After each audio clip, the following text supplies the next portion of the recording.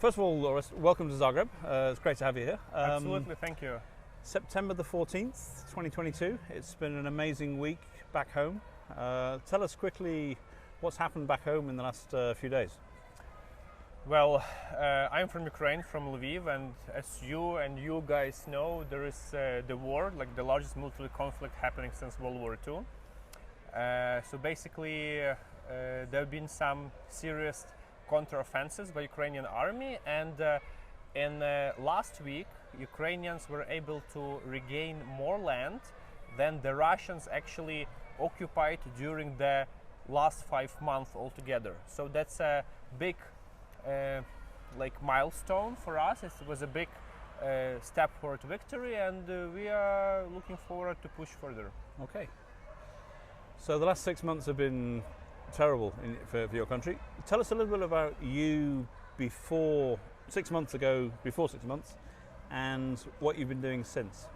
I'm a traveler myself, so I visited over 120 countries around the world. I'm blogging since the last 12 years, establishing myself as the media personality in Ukraine. However, when the war broke out, I decided to not suck in from the local market, from the local audience, because there is already so much information within Ukraine itself. However, I decided to leverage on my media skills, my international network, and spread the message to the world, because I understood that it's not going to finish that early, so fast, and it's a long game. Yeah. So now basically I am fighting the media fatigue. Conduct different connections with my international colleague to draw and more attention to Ukraine, because since we are already over than half a year into war, many people simply forget about this. Yeah. So it's important to keep the topic on the agenda, and that's my main focus at the moment. Okay. Here in Croatia, obviously 30 years ago, we had a very similar situation with the Serbs attacking the Croats. You did a very good vlog recently about the comparisons between Croatia 30 years ago and Ukraine. Tell us a little bit about that. Exactly, yeah. So if you think of all the different military conflicts out there in the recent time, the Croatian War for Independence is probably the closest that could get to the Ukrainian case, meaning that one much stronger army is invading innocent another country who simply is looking for their own path. Also, the Yugoslav army were able to occupy up to 1/3 of Croatian lands in a very short period of time, and then it took years to reclaim it back. So the same story we had in Ukraine. Currently, 20% of our land is under occupation. However, Ukraine is now did 2 large counteroffensives in the north and in the east. We understand that the war is far from over. However, the positive signals have been made already. The difference between those wars is that Serbia is not Russia, is not a nuclear power, which make it much tougher, and you cannot use the same tools here. From the opposite side, Ukraine receives tremendous support from the entire Western world, which Croatia didn't enjoy at the early stages of the war. Sure. Yeah, so I mean, you can play around it, but every Croatian feels it very tough, very closely. That's why I see how the society is following the events. A lot of my local friends are closely participating with different aid organizations. Because of that, it's my 3rd time in Croatia this summer, because of all the established contacts. So it really feels the connection, and I'm super grateful for such support from Croatia. You also did a very interesting vlog from Belgrade about the Serbian and Russian perspective. Tell us about that a little bit. Yeah, so apart from Croatia, I'm also visiting other Balkan countries, spreading the message.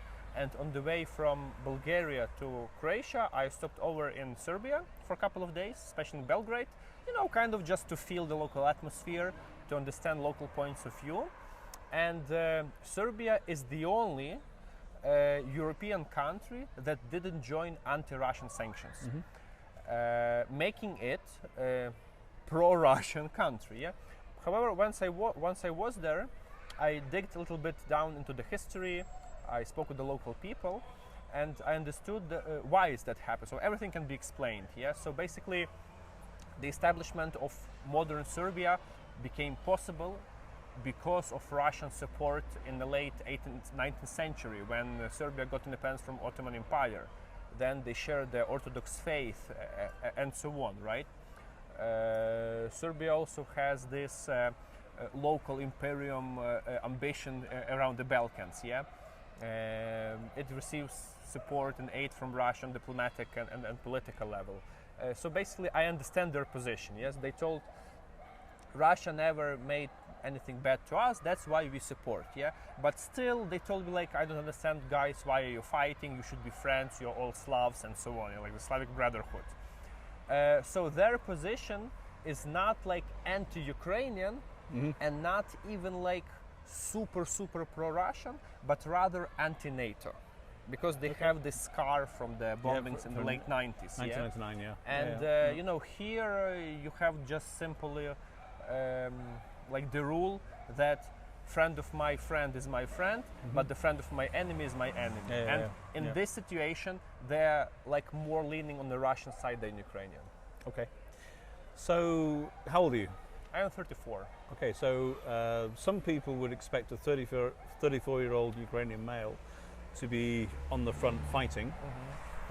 You are spending your time between traveling to the front, to the east, and traveling around the region, raising awareness. Tell us a bit about that, about your role and why some people expect you to be fighting and what you're doing, and why you think this is more valuable, what you're doing.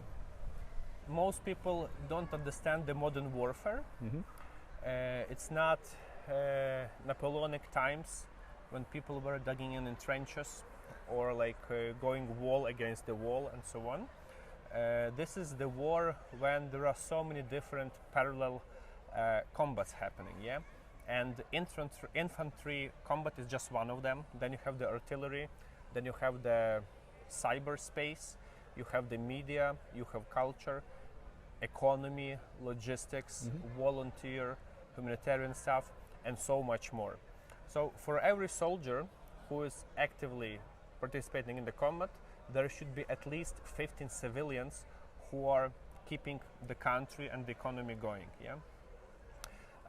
So in terms of, like, I applied, like I showed up in the military office, and it's like I'm not trying to explain why I'm not fighting. Like, this is the question you should present to my military unit. Okay. When I'm not fighting, because I'm following the rules, yeah? But at the same time, I'm actively participating in this. And even I would like to tell more, I was always traveling. So basically I arrived to Ukraine 4 days before the actual invasion in order to stay with my country, with my people, because the war was already like to be anticipated. And I clearly knew what I'm going to be doing. So that's why I started English language channels, YouTube, Instagram, Facebook. By the way, subscribe, hope it will be down below this video. Shameless. Yes, and started to spread the message, engaging my international network to draw attention to Ukraine and to provide actual physical humanitarian assistance that is coming from many countries around, including Croatia. So that's my stuff. It's a full-time unpaid job, but that's just like my participation, what I'm doing, and this gives me a leverage. So I believe this is the way how I can be much more useful than sitting with a rifle in a trench, even though people who do active fighting are the biggest heroes, and they should be honored the best way. And our entire society is fully supporting the army. Cool.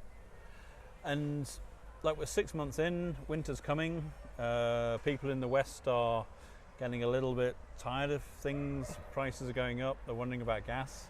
What's your message to people in the West? Guys, like, if you think that you are getting tired with the extra paycheck to be paid, think of millions of people who probably will spend this winter without heating. Think of those thousands who lost their homes and the roof and thanks for this entire nation that is actively and bravely standing at the forefront of modern principles that the Western society is based on, which is democracy, which is freedom, and that's what every Ukrainian now is actually doing, sacrificing everything they had, because we are simply on the side of the light. So, it's those inconveniences are simply uncomparable, and if somebody would let Ukraine fall now, it's just meaning there will be a further escalation from the Russian side and terrorizing. Yeah, so it is in the interest of every civilized Western country to help Ukraine win this war now, in order to prevent further problems. Because, I mean, you have history, there are many examples how before the outbreak of World War II, Nazi Germany was catching one by one Anschluss of Austria, then grabbing Czechoslovakia, and the Entente, the Western world, they give it step by step, but eventually, this appetite grows during the eating process, right? So it's already proved by history that the evil has to be stopped at the earliest possible stage. We are already way too far where it went, and it's still I will scream more and more times that it has to be finished the earliest possible, and this is in the interest of everybody. Yeah, we are nuclear war is possible, yeah. right? So yeah. I mean, it should be cut as soon as possible. Yeah. And how can, there's lots of appeals for help. What's the most effective way, if somebody wants to help, what's the best effective way in your opinion? So priority number one is military force and army. So we will provide links down below. Go donate to Ukrainian army, because for this money our government is buying tanks, buying mortars, buying armor from other Western countries to be able to continue fighting. And those counteroffensives that Ukrainian armed forces are executing now is just a proof that we are doing a great job with those means. At the same time, I understand that there are people who don't want to support the lethal methods, then enroll into any humanitarian activity. Most probably there are some NGOs within your community, within your country, that are already doing something in relation to Ukraine. They provide medical stuff, food, they host Ukrainian refugees, different things. Enroll there, donate, participate directly. And also I would encourage you to come to Ukraine. You are about to come, right? Most of the country is completely safe in terms of, active fighting is happening on the front line, but you can travel freely in the other part of the state. Ukraine is an amazing place, and even your physical presence will already show a lot of the support which is so important for local people in Ukraine to understand that we are not let alone. Okay. Now you're here in Croatia for the third time this year. Yeah. We met in Dubrovnik in April at the Workplace Culture Conference. Mm-hmm. You're quite big in the digital nomad scene. Yeah. Ukraine is known for its IT excellence. How has the war affected the digital nomad scene in Ukraine? Which countries have been welcoming in getting those IT workers? And how can Croatia help develop that sector of Ukrainian economy?